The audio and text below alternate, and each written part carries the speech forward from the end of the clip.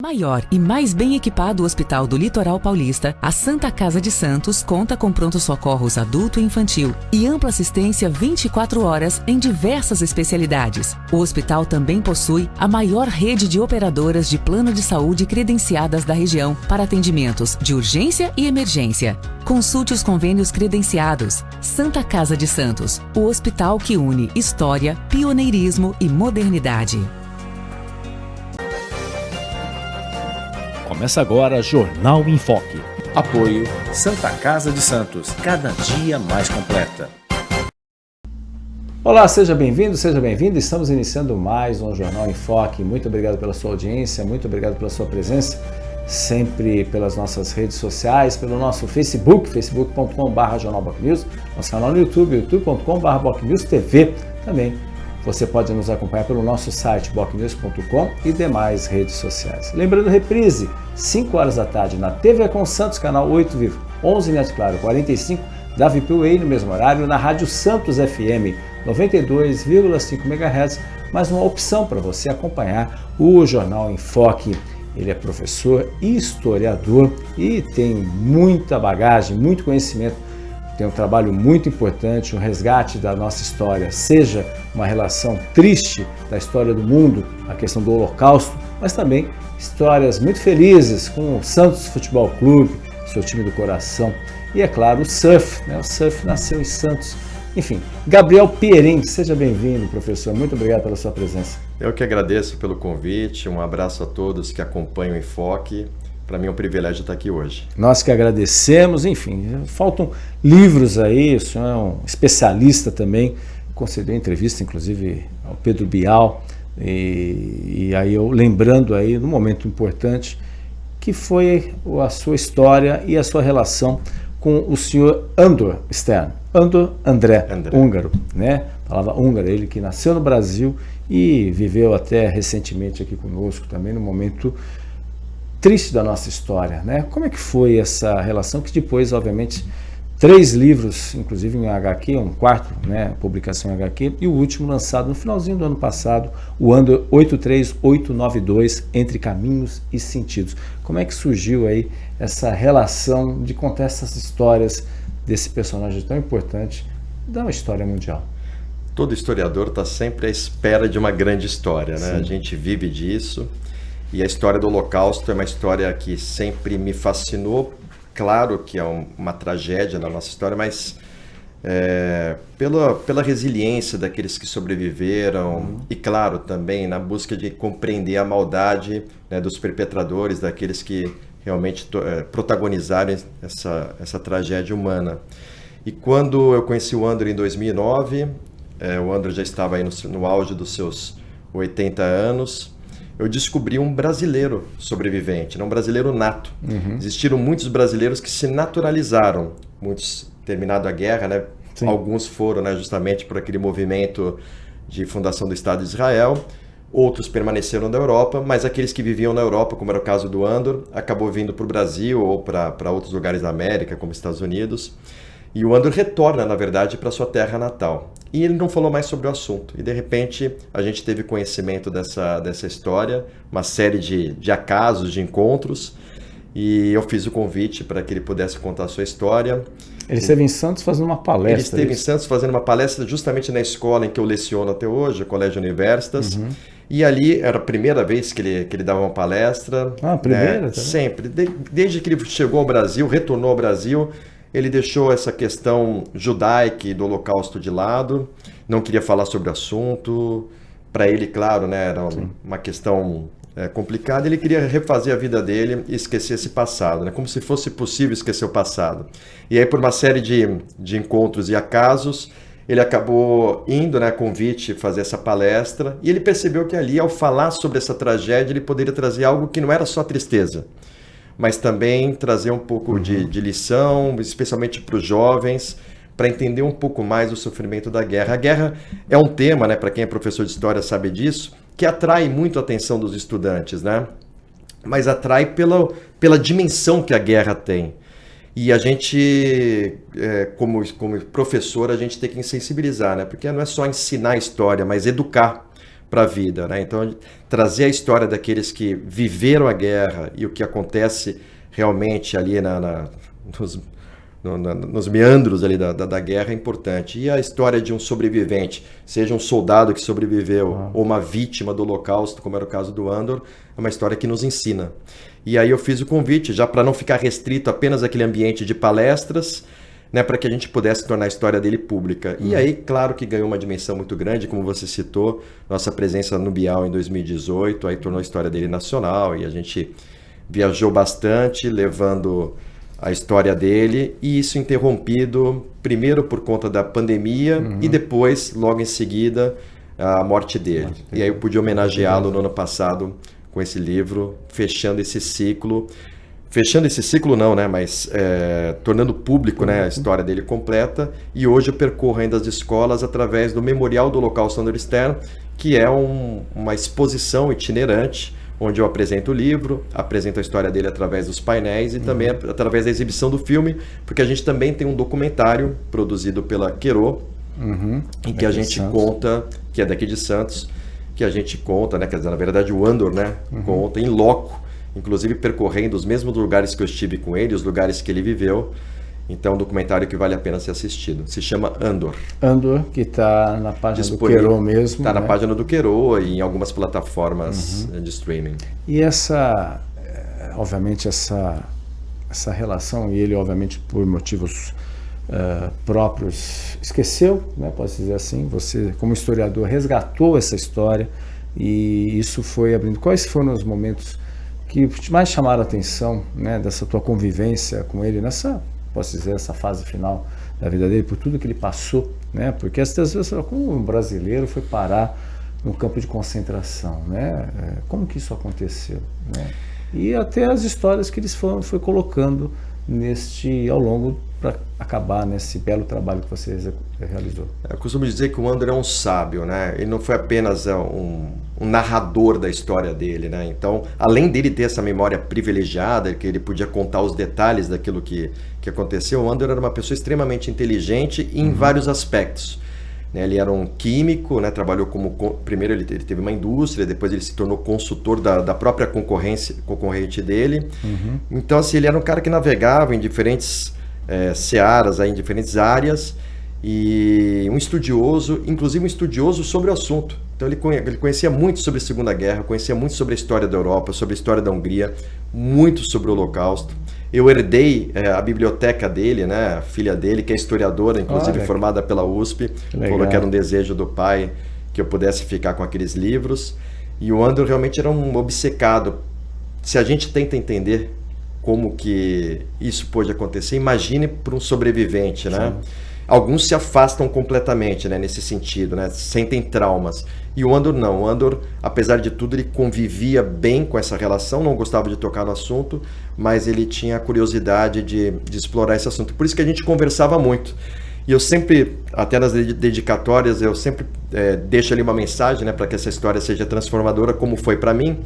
E pouco antes dele morrer, ele já muito doente, acompanhando, né, esse final de vida dele, ele pôde também me agradecer e dizer que eu transformei a vida dele. Então acho que ao contar essa história, de certa forma, ele também lavava a própria alma, né? Ele também foi tornando a vida dele um pouco mais leve, porque embora ele não expressasse esse trauma, é claro que no dia a dia dele, ao longo dos anos, ele foi carregando também esse peso dessa história, e agora já mais velho, né, com os filhos já criados, né, já com a vida passada a limpo, ele, nesses últimos quase 10 anos aí que a gente teve dando palestras, eu acho que foi algo que fez bem para ele nesse sentido, né, dele poder deixar essa mensagem, né, através das palestras ou através do livro. Muito bem. E até importante, né, como que ele via isso em termos mundiais, muitas vezes o negacionismo de alguns que falavam, isso não aconteceu, até o próprio Pedro Bial comenta logo na abertura da entrevista, que muitos acham que não foi nada disso, e infelizmente alguns grupos na Europa mais radicais, a gente vê a volta, isso não é de agora, isso vem vindo, né? Como ele comentava sobre isso daí, que é uma triste história da humanidade, né? E a gente vê que isso ainda volta e meia, isso Sim. Voltando, esse tema volta. Esses revisionismos, né? Que, claro, na história a gente está sempre se debruçando e muitas vezes até mesmo novos fatos surgem, novas interpretações, né? Esse é o papel do historiador, mas ele via assim com muito cuidado, muita preocupação esses revisionismos descompromissados, né? Sem critério.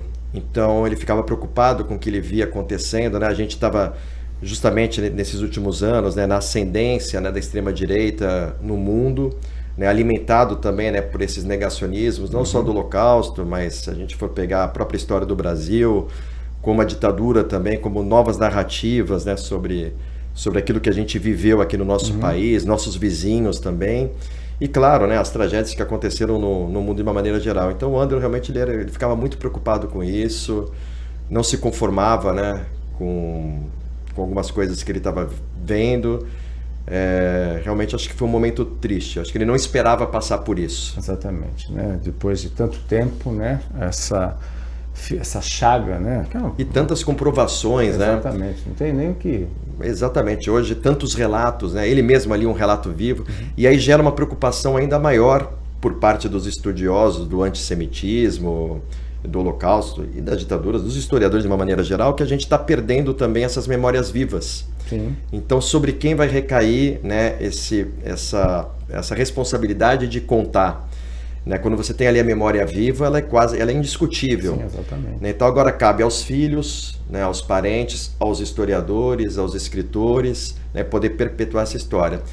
Porque os revisionismos tendem cada vez mais, agora sem um relato. A história né? que interessa pela ótica que queira mostrar. Né? Porque daqui a pouco vai ter gente que vai falar, olha, isso não aconteceu, eu não conheci ninguém, você conheceu? E de fato, né, no futuro, claro. Eu falava para os meus alunos, né, que estavam ali com seus 12, 13 anos, eu dizia, olha, aproveitem, porque um dia vocês vão poder falar para os netos de vocês que vocês estiveram com sobrevivente, porque eles não vão estar. Sim. A gente sabe disso, né? Então, muito já... Aqueles que ainda estão vivos hoje, o Andrew viveu o Holocausto entre os seus... Claro, o antissemitismo desde sempre, Sim. né? Mas ele foi preso ali por volta dos seus 15 anos e libertado próximo de completar 17. Ficou então, 2 anos. 2 anos ali em campo de concentração. Mais 1 ano antes ele já estava vivendo clandestinamente, 2 anos antes ele já estava vivendo... ele já tinha sido internado por ser brasileiro, porque antes dele ser preso por ser judeu... Porque a Hungria foi o último país da Europa a ser ocupado pelos nazistas. Porque como ela ele já nasceu tinha... no Brasil e os pais eram húngaros. Eram húngaros. E aí eles voltaram para a Hungria. Exatamente. Foi isso que aconteceu. Foi a princípio o pai era médico, então ele vem aqui no Brasil, se forma em medicina aqui, vai trabalhar em Morro Velho, Minas Gerais, que é onde existiam as minas de ouro, e uma empresa inglesa, que era a Anglo Gold, explorava. Então, claro que precisava de médicos, né? Porque era muito insalubre aquela região. E o pai do Andrew foi trabalhar lá e a mãe não gostava de ficar, claro, né, uma região completamente insalubre, ainda muito pobre, né? E aí ela preferiu ficar em São Paulo, que foi onde o Andrew nasceu. Terminou o contrato dele lá em Morro Velho, ele não quis renovar e quis ir para a Índia. Recebeu uma oferta da própria empresa, também a Anglo Gold, né, Índia, era um protetorado britânico na época. Ele vai então para a Índia, permanece lá durante um tempo e quando termina o contrato, ao invés de voltar para o Brasil, que é onde a mãe gostaria de viver, ele resolve ir para a Hungria para visitar os parentes e essa visita acabou virando a moradia de todos eles. E aí estourou justamente E aí vai estourar, porque quando eles chegam na Hungria, Hitler ascende ao poder. E quando Hitler ascende, o nazismo, o nazifascismo está se espalhando pela Europa e chega até a Hungria.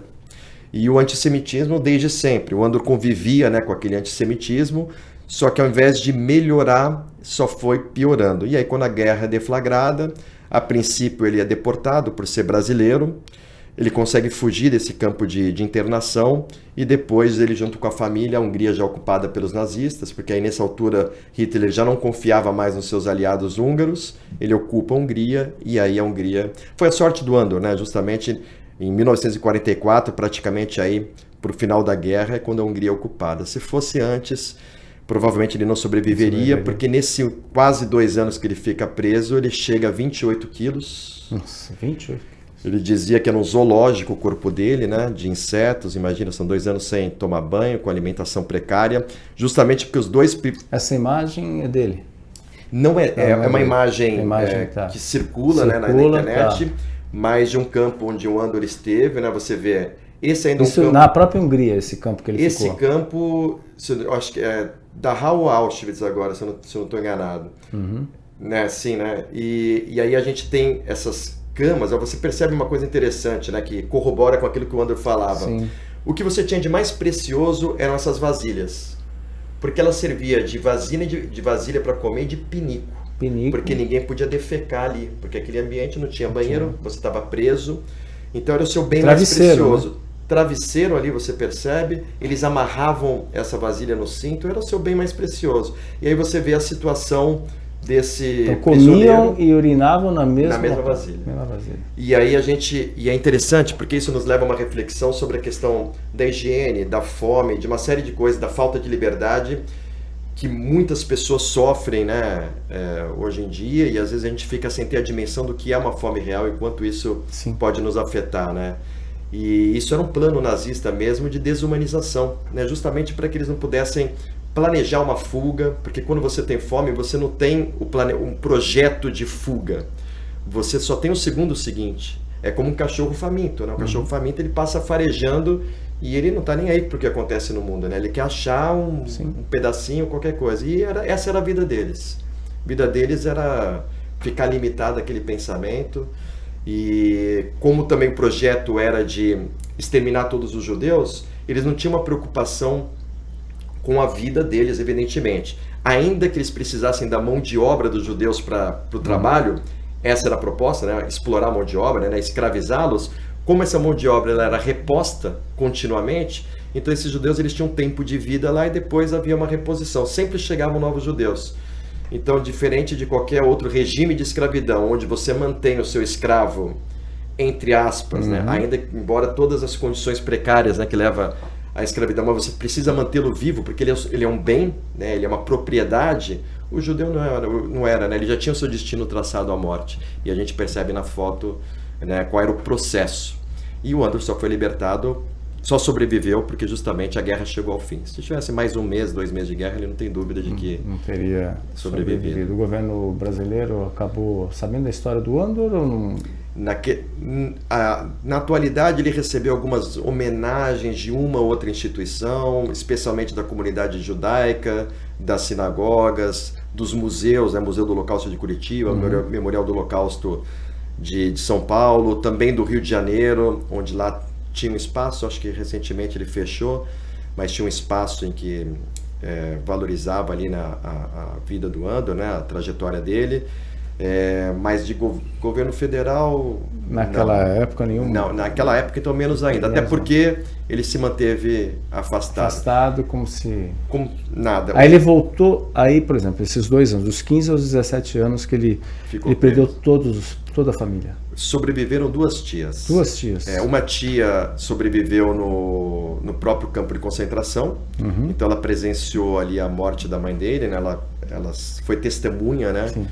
Da morte da mãe dele, que foi a única ferida que não cicatrizou, né, na vida do Andor. E uma outra tia viveu clandestinamente dentro da Hungria, ajudada por um operário da fábrica, porque ele tinha uma fábrica, uma carpintaria, né? E um operário da fábrica, você vê como que é, né? Arriscou a própria vida, porque você arriscava a sua vida se você tentasse ajudar. E essa tia tinha uma criança pequena e ela estava grávida. Então ela não foi para o campo de concentração. E foi essa família do Andor que existe até hoje. Hoje multiplicou. Lá na Hungria. Na Hungria. Então essa família permanece lá e foi o elo que permaneceu vivo da história do Andor. Porque todo o resto, a gente teve num paredão, né, que é um memorial que fica na sinagoga, né, onde ali tinha listado daquele bairro de Újpest todos aqueles que não voltaram. E o Andor contou uma vez, né, os nomes que apareciam ali, da grande família, né? Primos de primos, né? Então ele foi contando entre 94 e 96, ele listou ali daqueles que não voltaram, né? Inclusive a mãe dele. E o pai que foge, né? O pai se separa da mãe quando ele era pequeno, a guerra ainda não tinha sido deflagrada, mas Hitler já tinha ocupado a Áustria. E o pai sentia que as coisas não iam andar bem, e ele muito precavido, talvez esse tenha sido o motivo da separação dele dos pais, né? Dele da esposa, a mãe do Andor. E aí ele foge, ele desaparece da vida deles. Desaparece. E o Andor vai encontrar, quase 3 décadas depois, o pai ainda vivo. Ele encontra uma o pai. Outra família. Essa é uma passagem bastante emocionante. Como é que foi, então, essa... O pai foge e ele vai para ele vai para a Espanha. A Espanha vivia, né, já ali a 39, né, 36 até 39 a gente tem a Guerra Civil Espanhola, e ele vai servir a Legião Espanhola como um voluntário, né, como um médico, e aí ali ele acaba ficando, né, ele vai morar em Burgos, na Espanha, e aí ele casa de novo e tem mais dois filhos, forma outra família, e o Andor, ele, através da Cruz Vermelha, ele consegue localizar, trocam algumas correspondências e o Andor vai visitá-lo, mas ele implora para que o Andor não comente que era filho. Embora tudo ali parecesse, era o único filho, mas a hora que ele se depara com o irmão por parte de pai, né, o Carlos, ali ficava muito evidente. E a própria irmã falava, mas não é possível, até a letra é igual, né? Sim. Assim, tudo é parecido, o jeito. E aí, antes dele voltar para a Hungria, né, a gente conta essa passagem. O cunhado, né, e esse irmão se ajoelham para ele e falam, olha, a gente precisa... Porque imagina, né? Sim. Se o Andor tinha dificuldade de entender o que teria acontecido com o pai depois da guerra, imagine eles o que era o pai antes da Espanha. Era uma vida secreta, era um enigma. Exatamente. Né? Ele devia ter contado alguma história, mas essa história não batia. E eles desconfiavam muito que o pai tinha sido espião, porque como ele dizia que o Andor era sobrinho, ele falou, olha, você conta a história, porque a gente desconfia que ele seja um espião, um assassino, um ladrão, né? Quem é ele, né? Quem foi ele, né? Aí ele fala assim, olha, e você é filho? Não, sim. Aí no fim acaba confessando, né? Fala, não, sim, sou filho. Ele falou assim, então quem foi ele? Ele falou assim, o meu pai não foi nada, ele foi só um judeu desgraçado. E disse que assim, isso poderia trazer até um alívio, né? Porque poderia falar, puxa, ele era uma vítima e veio aqui tentar reerguer. E aí a cara que eles fizeram era, para você ver como antissemitismo e um europeu carregar esse sangue, né, nas décadas seguintes, né? Aliás, até hoje, para muitos, é muito forte, né? Que a cara deles era assim, que era melhor que o Andor tivesse falado que ele era um assassino, um espião industrial, do que tivesse revelado que no sangue do irmão ali corria também o sangue judaico, né? E que esse pai era um judeu, né? Quer dizer, você vê como o antissemitismo está arraigado dentro da sociedade europeia, né? E como que ele via, depois, obviamente, o fim da guerra, a criação do Estado de Israel, né? Como que ele analisava, não sei se ele comentava com você, a própria situação, é claro, não pegou o que acontece na Palestina, mas, obviamente, os conflitos que ele vivenciou. Sim, que ele vivenciou. Nesse sentido, especialmente no Estado de Israel e, é claro, a Palestina. E ainda bem que ele não está vivendo esse momento atual. Ele nunca se sentiu atraído pelo movimento sionista, né? Logo que ele é libertado e ele perambula pela Europa, né? Porque ele estava completamente perdido, né? Quando ele descobre que a mãe dele não estava lá, que a casa dele já tinha sido ocupada, ele nem vai na vizinhança ver se os tios estavam vivos, né? No primeiro momento, ele faz um bate-volta, ele sai de lá e ele resolve ir para a França. E na França ele reconhece um amigo dele, e esse amigo, super empolgado, falando, Andor, vem com a gente está indo construir o Estado de Israel, né? Vem fazer parte, né? Estamos indo para a Palestina. E o Andor se nega, né? Talvez ele já tivesse esse sonho de voltar para o Brasil. Talvez ali ele nem tivesse essa consciência ainda política, ainda como um jovem, né? Ele poderia se sentir atraído.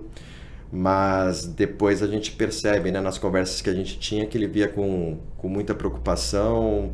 A gente nunca se aprofundou sobre o tema. Não era um tema tão delicado quanto é hoje, mas para mim ficou muito claro de que ele talvez previa o que poderia acontecer e talvez ele de fato não era um sionista. Repetir.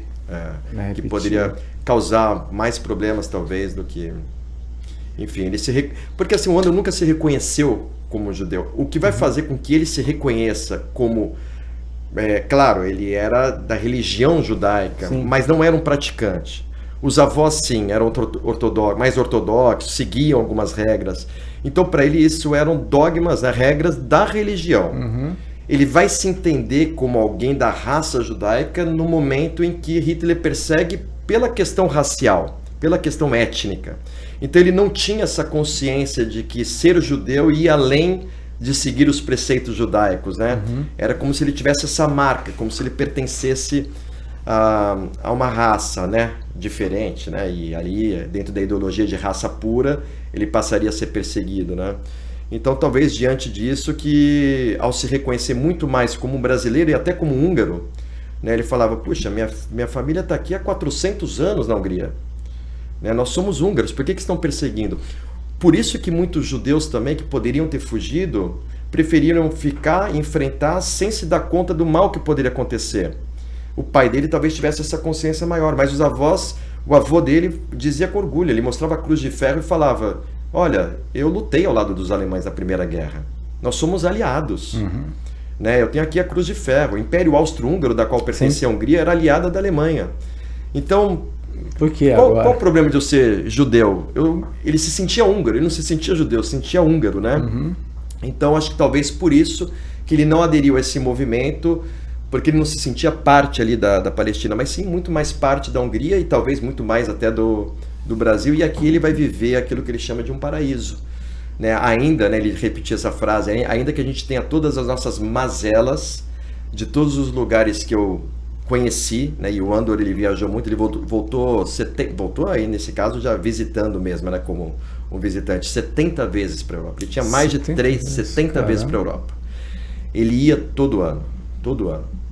E ia para levar presente. Vamos lembrar também que a Hungria foi ocupada, né, pelos soviéticos, então os sobrinhos tinham aquela dificuldade, né, sobrinhos, netos, né, com relação, né, às benesses, naquilo que o capitalismo podia proporcionar, então ele ia, comprava presente. A família dele, depois que ele constituiu, voltou ao Brasil, não sei quando, sabia de toda essa história dele? Então, a única família que ele tinha no Brasil era um tio. Que era o mesmo tio que trouxe a irmã do Andor. Ela era a irmã do Andor e que atraiu a irmã e o futuro cunhado, porque quando ele veio para o Brasil, o pai do Andor ainda não era casado com a mãe, mas eram amigos, e esse tio ainda vivia aqui, então ele volta justamente para ser acolhido por esse tio. Mas assim... Não... Aí depois para a esposa, para os filhos... aí o Andor vem com aquela ideia fixa na cabeça de que ele vai viver a vida e ele não vai construir famílias e ele não vai gerar herdeiros para não transmitir esse gene, né, que para ele seria transmitir essa desgraça, né, como ele mesmo dizia. Nossa. Mas ele fala, mas aí a vida sorriu de novo, porque ele conhece a Terezinha. A Terezinha também tem uma história de vida assim que mereceu um capítulo, aliás, merecia um livro, né? Mas mereceu um capítulo no livro do Andor, uma história assim inacreditável. E ele que não desejava formar uma família, quando ele se casa, eles já se casam em 5. Porque ela já tinha... Porque, na verdade, não que ela não tinha nenhum filho, mas ela muito nova perde a mãe e ela assume a irmã mais nova, praticamente. Ela era a irmã mais velha, tinha uma irmã, ela tinha 15, a irmã mais nova 13, a pequenininha 2, 3 anos. Né? Então ela se torna mãe dessa menininha.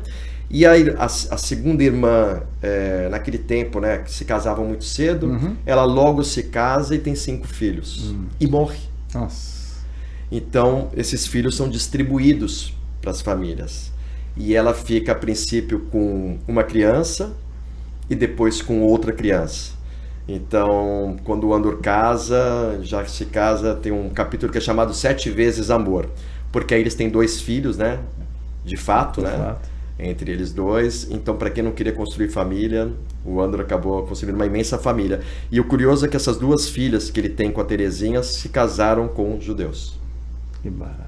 E um desses judeus, filho de uma sobrevivente do Holocausto. Nossa, mas com uma história diferente da do Andor, né? Como ela era polonesa, ela foi imediatamente presa e ela vai ficar os 5 anos da guerra. Nossa. Então essa mulher, ela cresceu com trauma, depressão, uma vida bastante triste, mas ainda assim gerou grandes filhos, um deles jornalista que conta a história da mãe, jornalista fantástico, Rony Heim. E é isso, né? E a gente pôde se aproximar dessa família maravilhosa do Andor. Ainda agora teve jogo do Santos, um dos netos dele sabe que eu tô lá, queria vir pra cá, então falou, pô, vou até aí, vou levar meu filho, queria levar o pai também, o Rony, mas acabou não vindo, veio com o filho, e é isso, né, foi muito bacana. O Andor também vinha muito a Santos, né? A gente conversava muito, passeava, viajávamos juntos, né? A gente volta para a Europa para refazer o trajeto dele, mas depois nas nossas viagens, né, que a gente fazia pelo Brasil, a gente sempre junto, conversando, virou meu melhor amigo. Todo dia praticamente ele me ligava, ou eu ligava para ele, e ele sempre com alguma coisa, às vezes ligava tarde da noite, olha, eu lembrei de um negócio. E às vezes era isso, né? Olha, lembra que eu contei pra você que a gente saiu de tal campo pra tal campo e a gente foi de trem? Não foi trem, foi caminhão. E aí ele brincava que dizia assim, que a mente da gente mente pra gente, né? Então, quando ele e o Luiz, isso também é importante contar, né? As pessoas perguntavam pra ele, né? O que fez você sobreviver? E ele falava sorte, né? E é uma resposta que a gente fica triste, né? Porque a gente quer saber numa situação assim, né? De você viver o limiar da morte, né? O que você deve fazer, né? Qual é o kit de sobrevivência? E ele simplesmente frustrava, né? Falava assim, olha, não existe kit de sobrevivência. Mas você rezava muito? Não, você não tem o seguinte, aquilo que eu falei agora há pouco sobre ter fome. Ninguém reza. Ele falou, eu via rabino brigando, batendo, chutando o outro por um pedaço de pão. E não porque ali ele estava numa condição de rabino e mostrando realmente quem ele... Não era nada disso. Ele já tinha perdido a condição dele de ser humano. Não, de rabino já tinha perdido há muito tempo. Sim. Né? Então o André dizia assim, que a única coisa que restou de humanidade, que ele pode dizer, além da sorte, que ajudou ele na sobrevivência, foi o amigo, foi a amizade. Foi o Luiz. Porque ali já não tinha mais amizade, já não tinha mais relação entre rabino e fiel, não tinha mais relação entre pai e filho. A sobrevivência. Era sobrevivência. Mas ele e o Luiz, eles conseguiram manter essa fagulha de humanidade que ainda restava. Então, um ajudava o outro nos seus momentos mais difíceis. Olha que bela história aí, né, registrada novamente, né, na realidade são 3 livros, Uma Estrela na Escuridão, 2015, né, também tem Uma Estrela na Escuridão, A Vida Após o Holocausto, né, Memórias de Andor, em 2023, e o Andor 83892, que era o número dele, não é isso? Que era o número dele. E aí eu faço essa relação entre caminhos e sentidos, porque quando ele sai da guerra, ele não se reconhecia mais, né? Quem era o Andor, né? Ele tem que se reconstruir. Porque, na verdade, durante esse tempo, ele era o 83892, ele era um número. Um número. E aí fica essa relação a vida toda, que, na verdade, não, como ele dizia, quem esteve no Holocausto jamais saiu do Holocausto. Sim. Mesmo liberto, em alguns momentos da vida dele, isso vinha à mente, né? Então, a relação íntima, sagrada, não é íntima, sagrada com o pão, né? Então, não podia faltar. Porque ele sabe o valor que o pão tinha. Então, para ele, ver o pão, ter sempre o pão à mesa, era uma relação bastante importante. E outras pequenas coisas que a transformou minha vida e que muitas vezes a gente não valoriza, porque a gente está sempre correndo atrás do algo a mais. Exatamente, então sempre na correria. E ele dizia o seguinte, que olha, se você tem um lençol limpo, se você dormiu numa cama macia, se você vestiu uma roupa limpa, se você tem como tomar banho, se você tem um sabonete, você já tem o maior luxo que sua vida pode ter. E se você tem o seu trabalho, você pode ir pela direita, pela esquerda. Hoje eu peguei bicicleta, mas eu podia ter vindo de carro, podia ter vindo de Uber, não importa. Não tinha ninguém colocando uma baioneta na minha cabeça, dizendo vai para frente, vai para o lado, vai para o outro. Você já é o homem mais feliz do mundo. E na verdade hoje a gente está se matando porque a gente não reconhece isso como algo de valor e a gente está correndo atrás daquilo que é supérfluo, que na verdade a gente nunca vai alcançar, né? Porque o bem material ele sempre se supera, até pelo próprio mecanismo do sistema que a gente vive, onde a gente tem que estar sempre acumulando e tentando conquistar aquilo que a gente já conquistou, na verdade. Né? Que nem você escreveu, a história é a chave do futuro, né? A história é a chave do futuro. A chave do futuro. A chave da vida. Se a gente não valorizar a nossa história, a gente não conhece efetivamente o nosso presente e principalmente o nosso futuro, né? Então, os fatos do passado.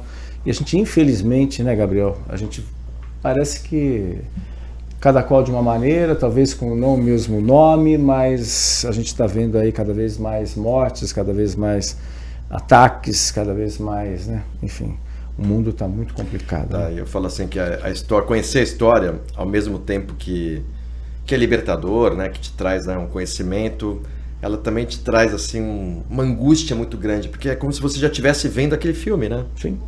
É como se você estivesse vendo o Titanic e você já sabe assim, que no final, capítulo final ele vai morrer, o navio vai afundar.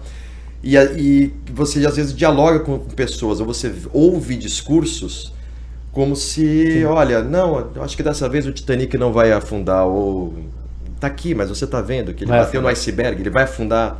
Não, mas olha, eu acho que não vai afundar, ou navio não afunda, né? Tem gente que não acredita, né? Tem gente que não acredita. Que a Terra é plana. E a história nos revela isso. Infelizmente. Gabriel, a gente vai para um rápido intervalo comercial e voltaremos já no segundo bloco aqui do Jornal em Foque. Estamos apresentando o Jornal em Foque.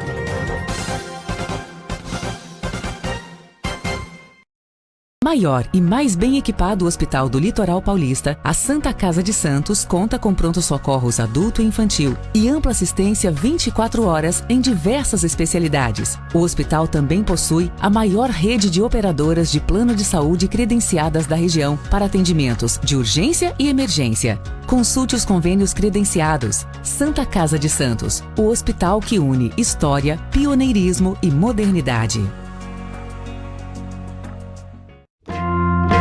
Você quer receber notícias do Boc News no seu celular e e-mail? É fácil. Acesse bocnews.com e inscreva-se para receber a edição digital do Boc News no seu final de semana. E para receber também o boletim diário, resumo do dia, sempre de segunda a sexta, envie uma mensagem pelo WhatsApp 13 99123 2141. Fique bem informado, receba sempre conteúdo de qualidade com a credibilidade do Boc News. Ao longo dos últimos 5 anos, o Jornal em Foque entrevistou profissionais de variadas áreas para esclarecer, informar e analisar os mais importantes assuntos de Santos e região, estado de São Paulo e do país. São mais de 1000 programas e entrevistas que levaram informações aos internautas, telespectadores e ouvintes, sempre com pluralidade de opiniões. Jornal em Foque, de segunda a sexta, a partir das 9h30 da manhã, nas redes sociais do Boc News, com reprise às 5 da tarde, na TV Com Santos e na Rádio Santos FM. Jornal em Foque, há 5 anos no ar, levando conteúdo de credibilidade com o padrão em Foque Boc News de jornalismo. Pensando na facilidade e maior conforto para você, o aplicativo da TV Com oferece a nossa programação ao vivo, 24 horas, interação com as nossas redes sociais e muito mais. O app TV Com Play está disponível nas principais lojas de aplicativos. TV Com, interagindo com você. Na vida, a tradição só ocorre em razão de muito trabalho, dedicação e credibilidade. E isso ocorre também nos meios de comunicação. Contar histórias, relatar fatos, apontar erros e elogiar acertos fazem parte do trabalho desenvolvido pela imprensa responsável e independente. E isso só é possível graças ao trabalho incansável de profissionais e apoiadores que apostaram na ideia criada pelo jornalista Jairo Sérgio há exatos 40 anos. Do antigo Jornal do Boqueirão ao Boc News, as mudanças tecnológicas integram as nossas plataformas, mas sem perder a razão da nossa existência. O fortalecimento e a manutenção da seriedade no trato da notícia com responsabilidade e credibilidade. Boc News, há 40 anos, registrando os fatos e histórias em respeito a você.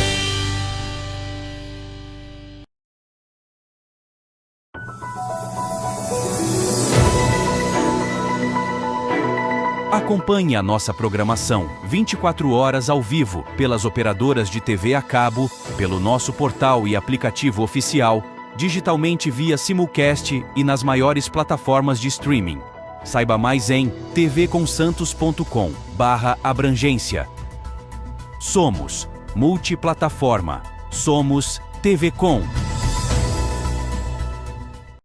Acompanhe as nossas redes sociais, ficando por dentro de tudo que rola aqui, na TV Com. No Facebook, tvconsantos.oficial. O nosso Instagram é @tvcom.santos, no X @tvcom_santos. E pelo nosso canal oficial no YouTube, emissora TV Com. Nosso WhatsApp é 13 97 417 5194. TV Com, interagindo com você.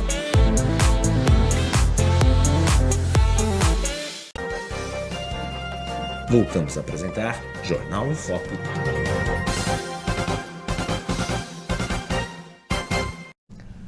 Olá, estamos de volta no Jornal em Foque de hoje, trazendo como convidado o pesquisador, historiador e professor Gabriel Pierin. Falou muito do seu novo livro, Andor 83892, Entre Caminhos e Sentidos, a bela história de Andor Stern, né? Um brasileiro que infelizmente viveu nos difíceis momentos do Holocausto, tristes momentos entre os seus 15 e 17 anos, e acabou, de certa forma, o nosso convidado de hoje, resgatando essa história e conviveu com ele aí durante mais de uma década aí, ele que faleceu em 2022 aí, depois desse período aí importante, resgatando para a história, especialmente para aqueles que ainda acham que nada aconteceu naquele triste momento da história da humanidade, que infelizmente a gente está se repetindo de outra maneira, de outras formas, mas infelizmente está se repetindo nesse sentido. Mas além dessa questão histórica do Gabriel, ele também é historiador do Santos Futebol Clube, né?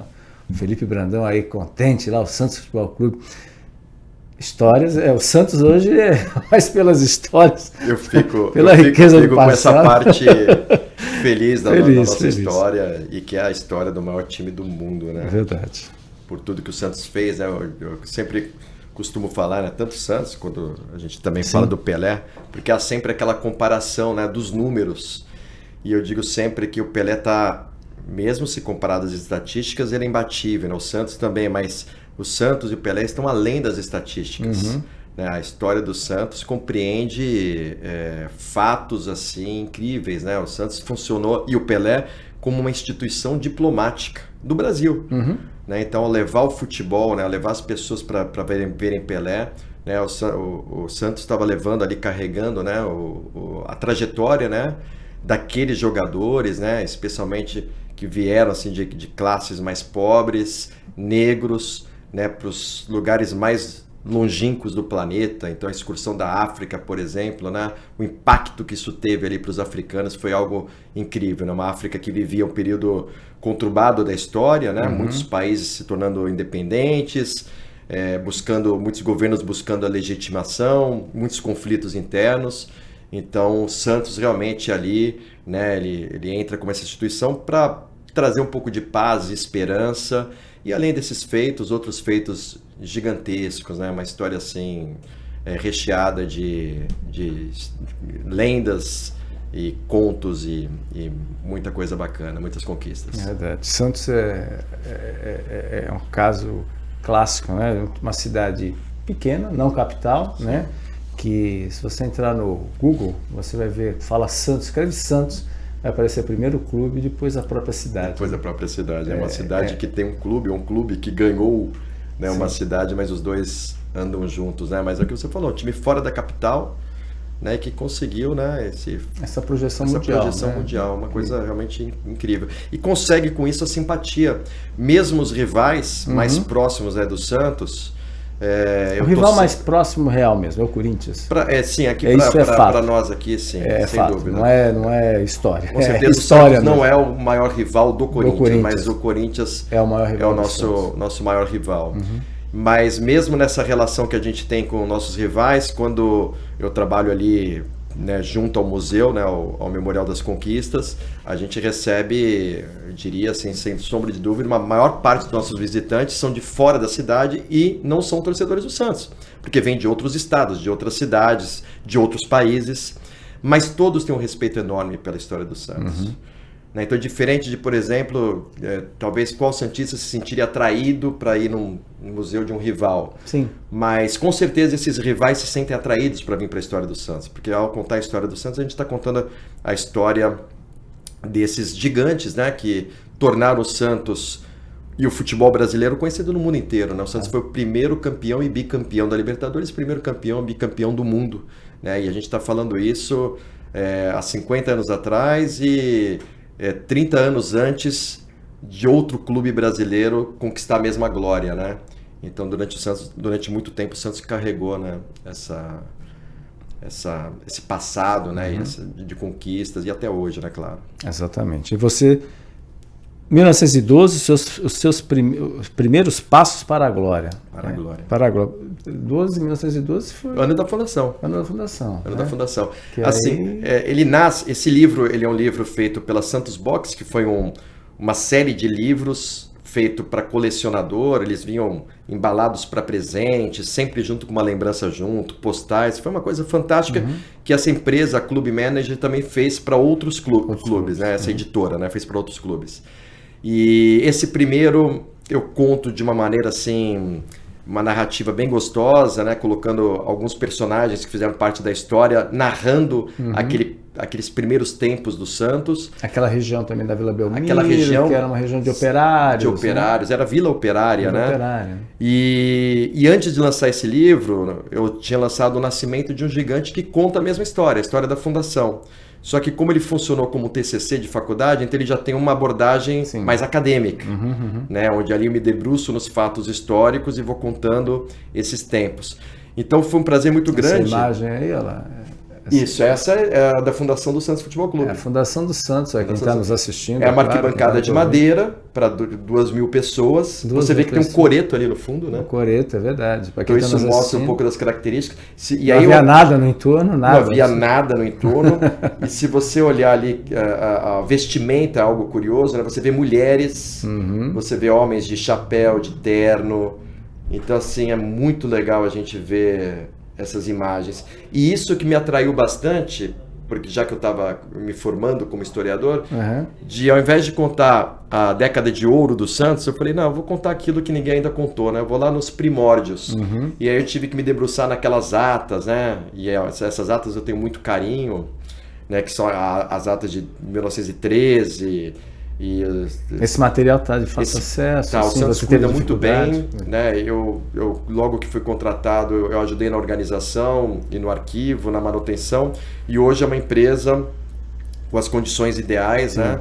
Que cuida com refrigeração. E esses livros mais emblemáticos do Santos, especialmente esses, claro, mais antigos, eles ficam dentro de um cofre especial. A gente fez, inclusive, para a Santos TV, uma filmagem para que todo santista fique tranquilo que a história está sendo bem guardada e a gente procura sempre deixá-la bem contada, né? E aí esse livro eu conto não só a história do Santos, como eu vou mergulhar na história da cidade. Porque você precisa contextualizar, né? Por que o Santos surge em 1912, né? E aí a gente vai lá no passado e conta um pouco da chegada dos imigrantes, da chegada do futebol a Santos, a primeira partida que acontece em 1902 na praia. E nesse dia na praia a gente vai ter um jogador que depois vai fazer... Jogador, não dá nem para chamar de jogador, né? Esse entusiasta que depois vai fazer parte do primeiro quadro do Santos, participa da fundação. Alguns jogadores, cara, sua maioria formada por imigrantes, mas quase todos jovens e estudantes, né? Essa é a foto mais antiga que a gente tem, de 1913, quando o Santos já era alvinegro. Alvinegro. Já era alvinegro. Por que o alvinegro? Qual é a escolha das cores? O Santos, quando nasce, ele nasce branco-azul com friso amarelo. E aí a gente tem, já em 1913, na terceira ata de diretoria, é uma ata de 31 de março de 1913, a mudança da cor. Em 1912, o Santos faz 3 partidas, sendo uma um jogo-treino, que é a partida inaugural, e depois 2 partidas contra o homônimo Santos Athletic Club, que é o clube dos ingleses. O Santos ganha as 2 partidas e joga não com branco, azul e dourado, né? Porque essa camisa devia ser muito difícil de ser feita, mas era uma camisa social branca, né? Com uma tarja azul no braço, né? Então, a gente não tem fotos. A gente está atrás aí, então, para você, né, que está em busca, aliás, eu tenho conversado bastante, talvez essa foto esteja numa antiga revista ilustrada chamada A Fita, entre as edições 20 e 21, e na Biblioteca Nacional a gente vai ter todas as edições, menos a 20 e a 21. Não acredito. E aí fica aquela caça ao tesouro, né? Então se você, de repente, tem um pai que foi colecionador, um avô, e você está pensando em jogar fora, olhe no baú, verifique, você pode ter um tesouro em casa. Instituto Histórico tem? Já buscamos através do Sérgio Williams. Tem bastante gente aí na caça dessa revista, porque era uma revista muito importante. Então a revista A Fita, edição 20 e 21. Mas a gente também não tem a certeza que a foto está lá. O que a gente tem? Logo que o Santos joga contra o Athletic, a tribuna ela faz um relato desse jogo, né? Muito curto, né? Quase não tinham fotos, né, nos jornais, era tudo escrito. E aí ali aparece que as 2 equipes, né, se encontraram, né? O Santos jogando contra os ingleses, né? E aí aparece depois uma notinha dizendo que o fotógrafo de A Fita esteve presente no evento.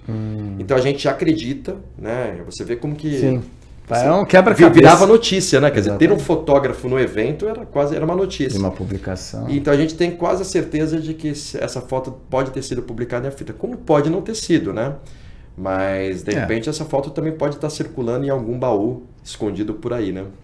Mas é isso, né? A história, ela tá sempre... Por isso que a gente disse, né, no bloco anterior, que a história, ela tá sempre sendo contada, escrita, reescrita, né? De repente aparece até eles vestidos com uma camisa que a gente desconhece, né?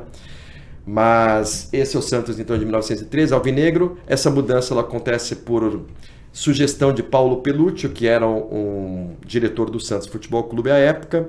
E a gente acredita que seja pela dificuldade mesmo de encontrar material nessas cores.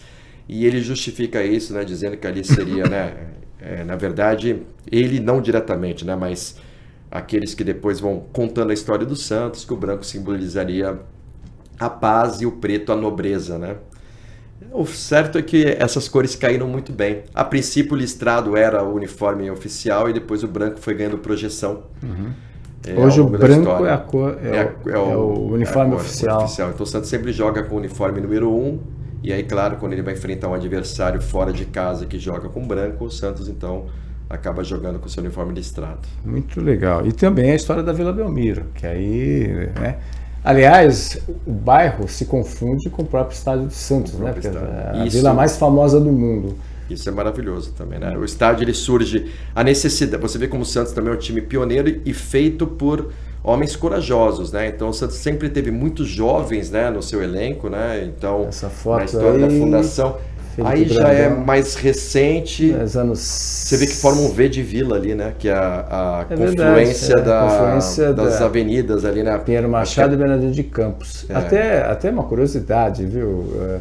Até para fazer o wave do futuro estádio e também do shopping que vai ser ali próximo, me espantou o número de veículos que passam por ali diariamente, em horários de pico, especialmente de 7h30 a 8h30 da manhã.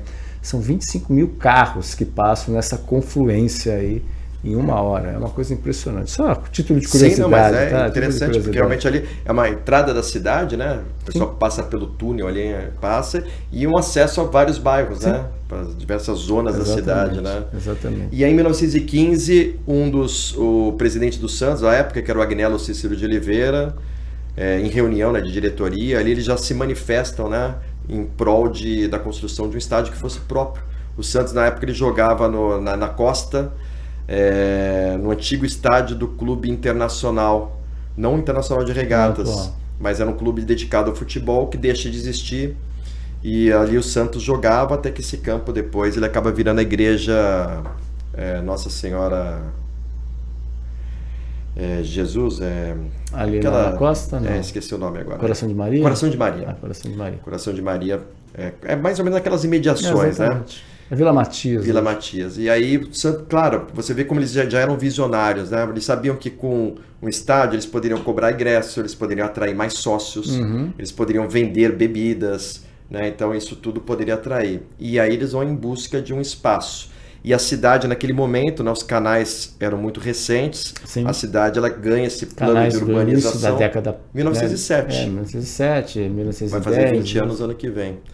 E aí a cidade começa a se expandir nessa direção. E aí eles vão em busca desses terrenos, buscando sempre um lugar onde já tivesse ali um esgoto, um ponto de esgoto, de água, que fosse próximo do bonde. E aí há alguns terrenos disponíveis. Olha lá, é uma foto também. Aí já passando pela reforma, aí já década de 40. De 40, isso daí. Já um pouquinho, já década tinha de 30. Iluminação. Aí você já vê, aí já é a parte de alvenaria sendo feita. Que é atual. Substituindo a de madeira. São obras que acontecem, né, a partir da década de 40. Aí ainda era de madeira. Madeira ainda. De madeira. Essa era inclusive a capa do nosso livro. Muito a história da Vila Belmiro, que eu escrevi em parceria com o Guarte, que é meu colega de trabalho.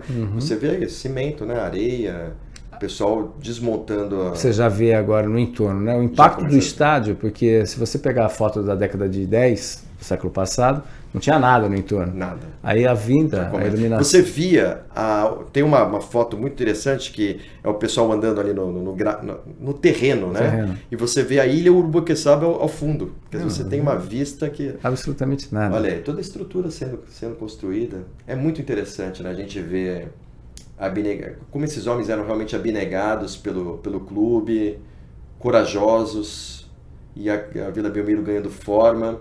E aí você vê, né, esse meu trabalho ele busca muito isso, né, como o número de sócios passa a se multiplicar. E aí em outubro de 16 a gente tem aquela inauguração. Uhum. Até, Gabriel, até pegando o gancho, muito se discute da nova arena do Santos Futebol Clube. Sim. Você como historiador... Você está me deixando numa situação... Não, como historiador. Vamos falar como historiador, como claro. Historiador, né? Isso já aconteceu com outros estádios, no caso do estádio do Palmeiras, enfim. Ficou lá uma parede para dizer que foi uma reforma lá na Prefeitura de São Paulo. Mas como historiador, uma nova arena desconfigura totalmente essa característica. Sim. Eu gostei muito desse novo projeto que agora parece que ele vai ganhar mais, está ganhando mais força, que é você manter o que você tem e ampliar e oferecer mais conforto, talvez até cobrir uma parte, né? Então esse projeto ganhou força. O Santos manteria, né, também... Não seria aquela estrutura... De demolir o estádio. Já está se discutindo essa Já outra... está se discutindo que é talvez a maior novidade. solução, porque se tornou muito caro, né? Você tem, eu não sei hoje essa parte contratual, jurídica que envolvia as partes, mas claro, imagino que a diretoria, né, ao longo desses anos vem discutindo isso e com todos os cuidados possíveis, né? E talvez em alguns pontos... não tenha ficado muito vantajoso para o Santos e talvez até para outra parte, a gente não sabe. E aí começou a ganhar força agora essa ideia de você ampliar, que eu acho que é uma necessidade, né? Em termos de arrecadação, não dá pra gente... É como querer manter o estádio igual em 1916, tinha 2.000 pessoas de madeira. Então é um processo natural.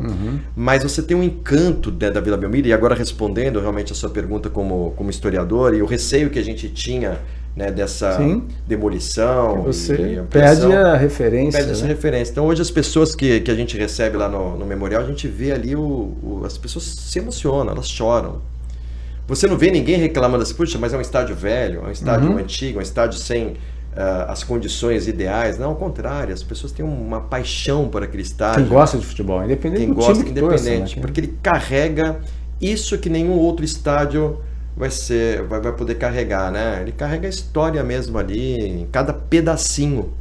Então, até algo que era uma preocupação minha como historiador, né? Se realmente fosse feito um novo estádio demolido, que alguns pontos pelo menos fosse preservado, né? Algumas referências, né? Não fossem apagadas, né? Algumas referências de algumas décadas. Eu acho que isso é muito legal, né? Como qualquer coisa nova, hoje você vai para cidades históricas e você vê isso, né? Casas que até por uma força de lei elas não podem ser demolidas, mas internamente... Sim. E por que não fazer assim, né? Você preservar a estética, a história. Temos a memorial também, né? Que é o nosso espaço, que é um espaço sagrado, né, pra gente. Fantástico, né? Que para quem ama o futebol é um espaço primeiro clube do Brasil a fazer um espaço como esse.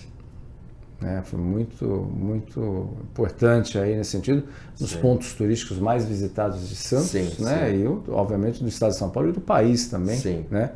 Felipe incrível. Brandão aqui, né? Maravilhoso. O Beto Chalub fica emocionado, foi um dos, né? Sim, e você vê, né? Um projeto, o Memorial fez 20 anos, está com 20 e poucos anos agora, e está praticamente do jeito que foi concebido. Então você vê como ele foi visionário, né? De montar um memorial que ao longo do tempo ele se mantém ainda atual, né? E aí, obviamente, hoje com a tecnologia... Sim, a gente tem a Sala Pelé hoje, Astro Rei, temos o Corredor de Fogo ali, onde o pessoal sai, sente um pouco daquela energia da torcida. É muito bonito, né? Muito bacana. Essa riqueza histórica que... E agora com o vestiário, porque a gente faz o Tour da Vila, né? Então o Tour da Vila também leva as pessoas para a experiência mesmo, né? As pessoas querem ver isso, né? Querem entrar no campo, querem entrar no vestiário... E essa experiência eles vivem, né? Esse é o charme da nossa visita, é o ponto alto dela. É o ponto alto aí, parabéns aí pelo trabalho desse resgate da história, que é importante, né?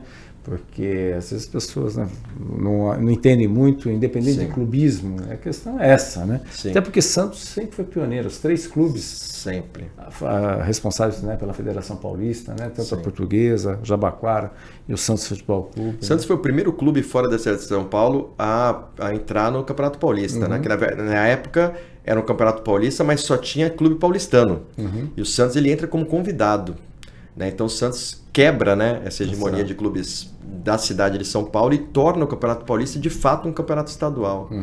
Né? Então o Santos tem sempre assim, alguns detalhes da história que pouca gente sabe, que você vai se surpreendendo e fala, puxa, quando você acha que já soube de tudo do Santos, sempre tem uma notícia, uma descoberta maior, ou se você se atentar aos detalhes, você vai percebendo isso. Exatamente. Santos, cidade pioneira também, não é à toa, que é um outro livro seu, eu sei que a gente está acabando, o tempo já está acabando, mas Santos, onde nasceu o surf no Brasil, né? Inclusive a praça do surfista ali vai passar por uma reforma importante também, com a iniciativa privada também.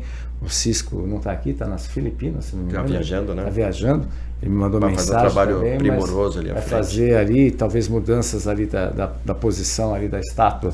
Né? Ali também é um outro espaço importante aí de resgate. Você, né? Você com esse livro Santos, onde nasceu o surf no Brasil, aí também Sou um contador de histórias, né? E o surf sempre faz parte da minha vida. Já são mais de 300, agora já está 315 colunas. 315? É um trabalho ininterrupto, vai fazer 6 anos agora. Eu e o Diniz Iose e o Pardal coordenamos o Museu do Surf durante um tempo. Hoje ele ainda está à frente lá em alguns eventos.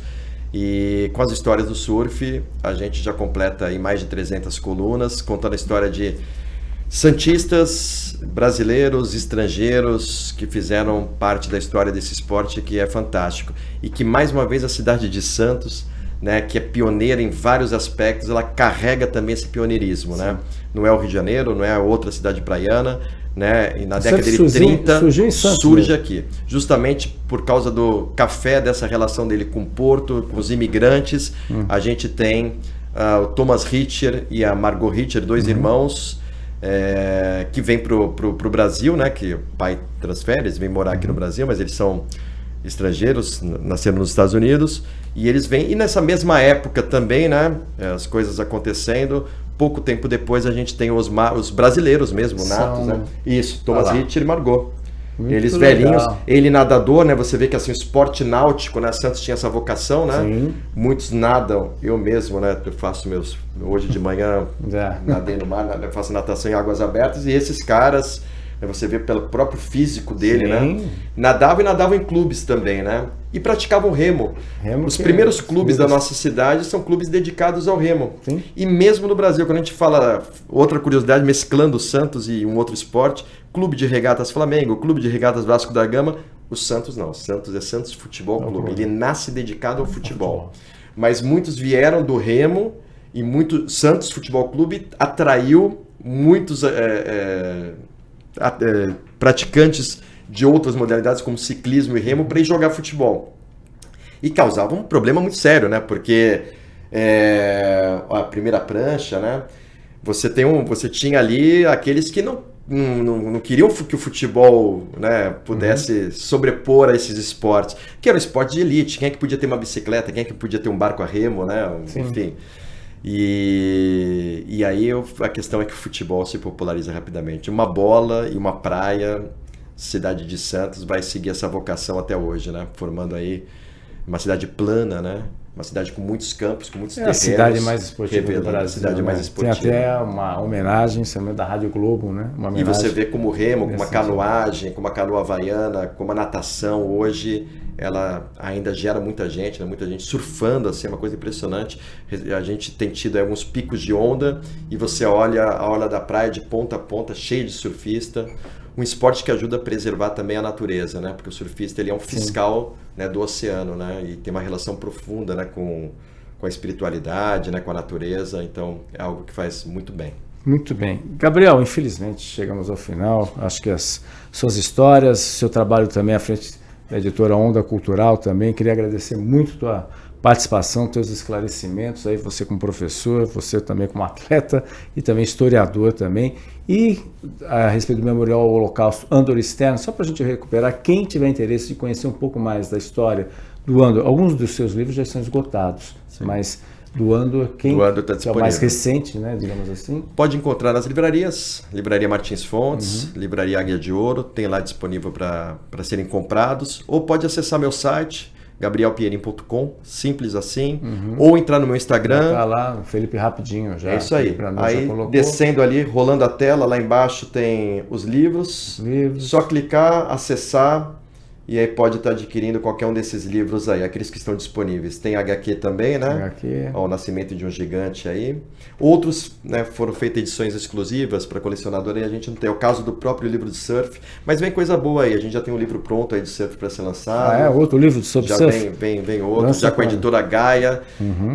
A gente ainda não tem uma data, o livro praticamente pronto, né? Eles só estão esperando a oportunidade ideal para poder lançar, mas ainda não está impresso. Só está diagramado, pronto, muito bonito, com novas histórias. Sobre surf. As colunas que você faz. Exatamente, né? A gente seleciona alguns desses artigos. Muito legal. Aliás, parabéns. Obrigado. Muito interessante aí. Até aquele que não conhece muito, não conhece detalhes sobre o surf, mas remete um pouco um passado recente da cidade de Santos aí, com histórias muito interessantes. É sempre às terças-feiras. Toda terça-feira sai uma historinha nova. Aí. Muito legal. Gabriel, obrigado mesmo pelo teu esclarecimento, sucesso, né? E seja sempre bem-vindo aqui. Um abraço pro professor LF também. Poxa, grande LF. Grande LF também, olha, personagem. Um prazer, personagem da nossa história. Esse vai ter muita história, tem muita história e vai ter muita história para publicar. É um prazer enorme, foi um prazer enorme estar aqui, estou sempre à disposição. Obrigado, Fernando. Nós que agradecemos também o professor historiador Gabriel Pierin, que participou conosco aqui do Jornal em Foque. Você pode rever o programa a qualquer momento nas nossas redes sociais, no nosso site bocnews.com. E lembrando, reprise 5 horas da tarde na TV com Santos, no mesmo horário, na Rádio Santos FM 92,5 MHz. Tenham todos um ótimo dia e até amanhã em mais um Jornal em Foque. Tchau, tchau. Maior e mais bem equipado Hospital do Litoral Paulista, a Santa Casa de Santos conta com pronto-socorros adulto e infantil e ampla assistência 24 horas em diversas especialidades. O hospital também possui a maior rede de operadoras de plano de saúde credenciadas da região para atendimentos de urgência e emergência. Consulte os convênios credenciados. Santa Casa de Santos, o hospital que une história, pioneirismo e modernidade. Você conferiu Jornal em Foque. Apoio Santa Casa de Santos, cada dia mais completa.